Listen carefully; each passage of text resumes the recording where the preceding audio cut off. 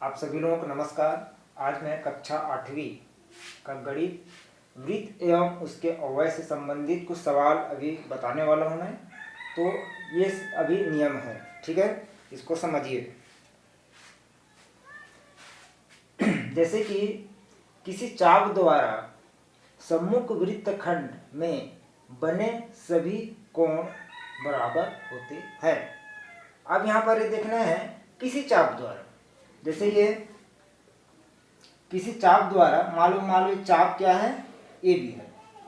इस चाप के अंतर्गत कौन कौन सा कोण बन रहा है, सम्मुख वृत्तखंड। ये चाप है, ये इसका सम्मुख वृत्तखंड यहाँ पर है ये, ठीक है।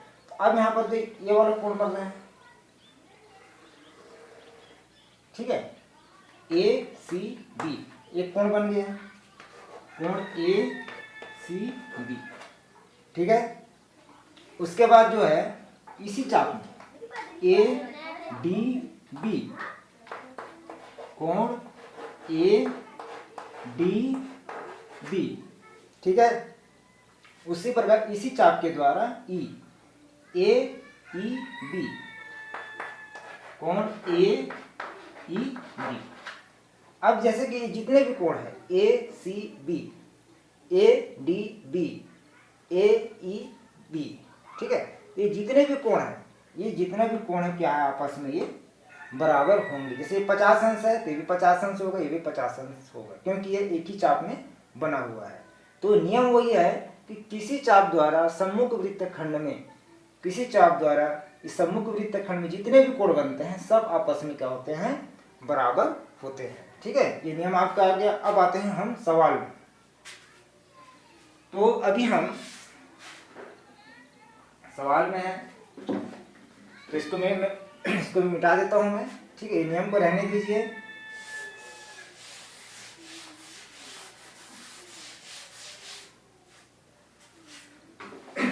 तो इसमें प्रश्नावली 5.2, प्रश्नावली 5.2। तो पहला सवाल ये है,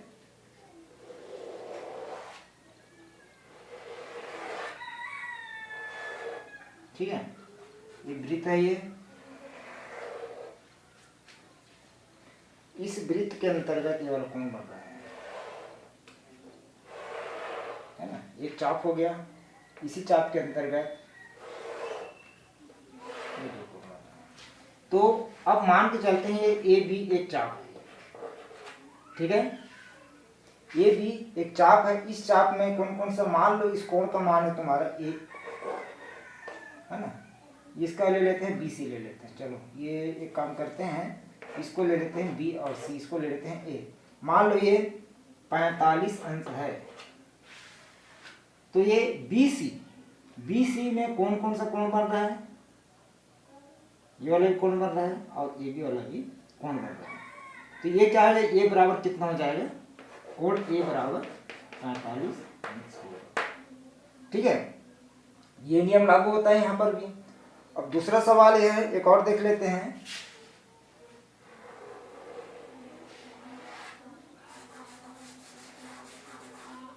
ये आपका इस प्रकार से गोला है,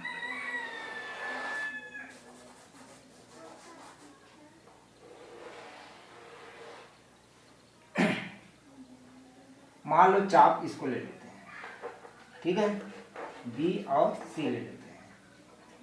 तो इस चाप के अंतर्गत एक कोण ऐसे बन रहा है, तीन कोण बनाना है अपने को। एक कोण मतलब बिंदु यहीं पर आना चाहिए, जैसे यहाँ से चालू हुआ, यहाँ पर टकराया, फिर यहाँ से फिर आके फिर रुक गया, इसी यहाँ से चालू होगा यहाँ पर रुकेगा, मतलब एक ही चाप के अंतर्गत होगा। अब यहाँ पर ये जो एक और कोण बन जाएगा, ठीक है। तो ये बी सी के अंतर्गत ये वाला भी कोण बन रहा है, ये वाला भी कोण बन रहा है और ये वाला भी कोण बन रहा है। तो ये जितने भी कोण है आपस में क्या हो जाएंगे, बराबर हो जाएंगे। तो मान लो ये 33 अंश है, ये 33 अंश है, ठीक है। अब ये x है और ये y है, तो क्या हो जाएगा, x का मान भी कितना हो जाएगा, 33 अंश हो जाएगा, और y का मान भी कितना हो जाएगा, 33 अंश हो जाएगा, ठीक है, ये आपको 2 सवाल हो गया। एक सवाल और बता देता हूँ मैं, इसको मिटा दें। चलो,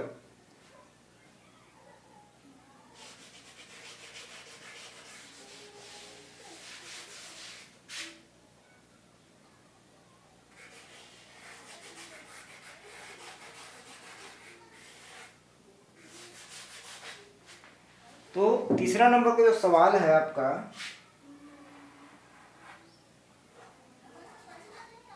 तो ये जो है ये सवाल है आपका, ठीक है। अब यहाँ पर ये कोण ऐसे बन रहा है, और ये कोण ऐसे बन रहा है। अब जैसे कि ये 57 अंश का है, 57 अंश का है, और ये कोण का मान तुम्हारा m है, ठीक है।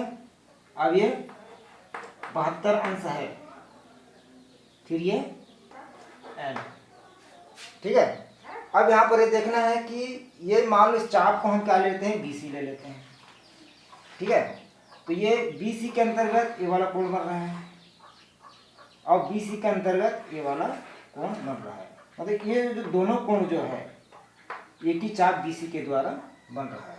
तो n का मान कितना हो जाएगा आपका, 57 अंश, ठीक है। अब ये जो m जो है वो कौन से चाप के अंतर्गत बन रहा है, मान लो इसका नाम ले लेते हैं हम D, इसको ले लेते हैं।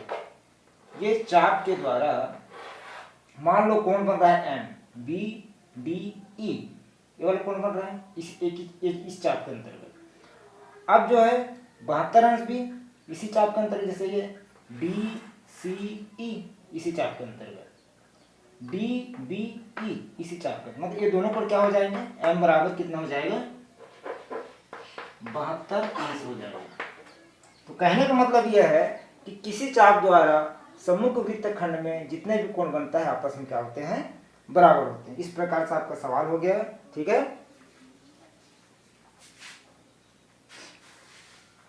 अब हम इतना आज प्रश्नावली जो है 5-10 मिनट तो क्लियर हो गया है।